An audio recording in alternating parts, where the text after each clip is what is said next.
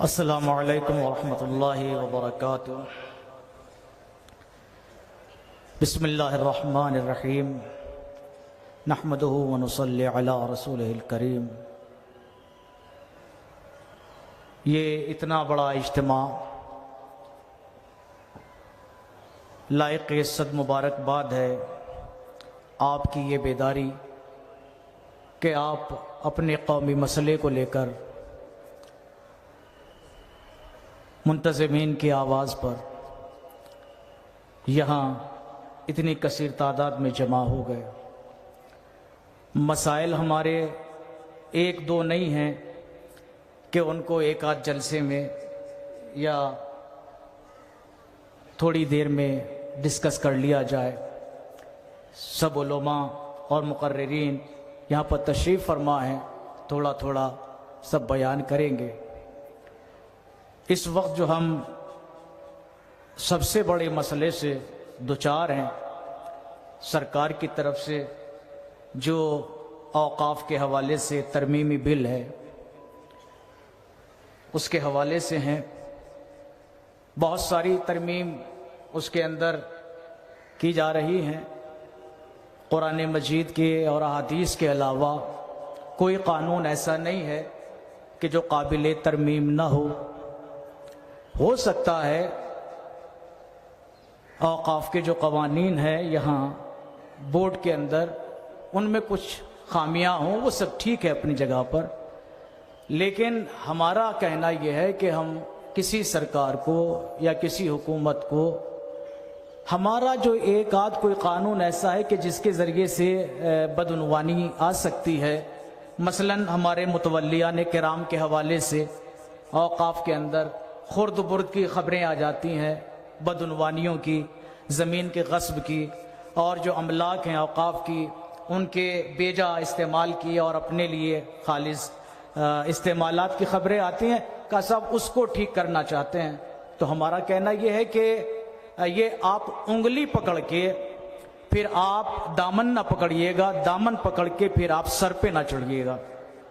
مسئلہ یہ ہے کہ یہ دو چار جو اس طرح کی خامیاں ہیں ان کو بہانہ بنا کر جو اصل وقف کا قانون ہے شریعت کا وہ ہم سے چھینا جانا ان لوگوں کی نیتوں میں ہے، اور یہ جو اوقاف کی اتنی ملکیتیں ہیں اصل میں ان کے اوپر نظر بد لگی ہوئی ہے، وہ ان کی نظروں میں کھٹک رہی ہے۔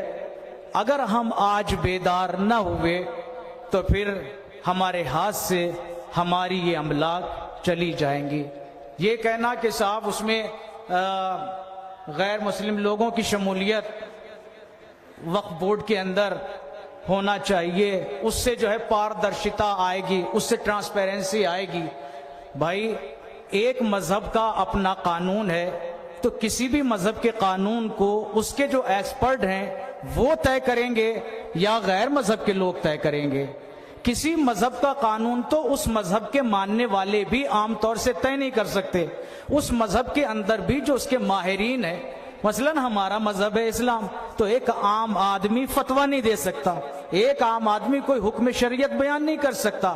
جو ایک صاحب علم جو ایک اس استعداد علمی تک پہنچا ہوا ہے کہ قرآن مجید کی آیات کا مطلب سمجھ سکے، احادیث نبویہ کے معانی و مفاہیم اور ان کے تقاضوں کو سمجھ سکے، وہ ایک حکم بتا سکتا ہے، وہ فتویٰ صادر کر سکتا ہے۔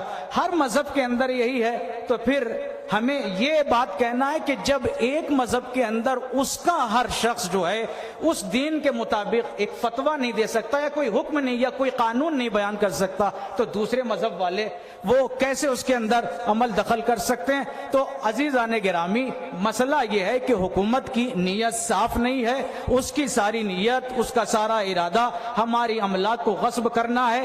آپ کو پھر ایک بار مبارکباد دیتا ہوں کہ آپ اس قدر بیدار ہیں، اس بیداری کو جاری جاری رکھیے گا. آپ خوش نصیب ہیں کہ ایسے علماء کی آپ کو نمائندگی ملی ہے, رہبری ملی ہے, اور وہ قوم ہمیشہ کامیاب رہی ہے کہ جس نے اپنے علماء کی پیروی کی ہے. آپ نے اس کا آج جیتا جاگتا ثبوت دیا ہے کہ آپ بیدار ہیں کہ علماء کی آواز پہ آئے ہیں. سیاسی رہبران بھی ضروری ہیں, مگر آنکھ بند کر کے اسلام کے نام پر کسی سیاسی رہبر کے پیچھے نہ جائیے, اس لیے کہ سیاسی رہبر اپنی کرسی کے لیے دین کو بھی بیچ سکتا ہے کبھی, اور کبھی کسی اور مسئلے کو, قانون کو بدل بھی سکتا ہے. لیکن جب تک آپ علماء کے ساتھ رہیں گے, آپ انشاءاللہ اپنے دین کو محفوظ پائیں گے, اپنی شریعت کے قانون کو محفوظ پائیں گے. بس وقت جتنا مجھے دیا گیا تھا بہت, اس سے زیادہ میں نے 1-2 منٹ لے لیے ہیں. بس آدھی منٹ کے لیے منتظمین سے اجازت کے ساتھ ایک لفظ, ایک بات اور کہنا چاہوں گا. ہمارے یہاں اس چیز کی طرف ذرا متوجہ رہیے گا کہ کتنی مرتبہ گورنمنٹ کی ایک پالیسی ہے کہ ہمارے جو مقدس الفاظ ہیں ان کے حسن کو عیب بنا کے پیش کیا جاتا ہے, جس سے بعض مرتبہ جب ان کے وہ الفاظ اس طرح مشہور ہو جاتے ہیں عیب بن کر, تو ہم ذرا شرمانے لگتے ہیں. مثلا 2 لفظ آپ کو بتاتا ہوں جن کے تحفظ کے حوالے سے آج گفتگو ہو رہی ہے. ایک لفظ جہاد ہے, اتنا پاکیزہ لفظ. ایک لفظ شریعہ ہے جو ہمارا قانون ہے, کتنا مقدس لفظ ہے, مگر گورنمنٹ نے ایک پالیسی کے تحت اس لفظ جہاد کو بدنام کرنا چاہا, اس کو عیبدار بنانا چاہا. لفظ شریعہ کو جو ہے وہ کنسٹیٹیوشن کے مقابلے میں لا کے اس کی اہمیت کو کم کرنا چاہا. کہنا بہت کچھ تھا.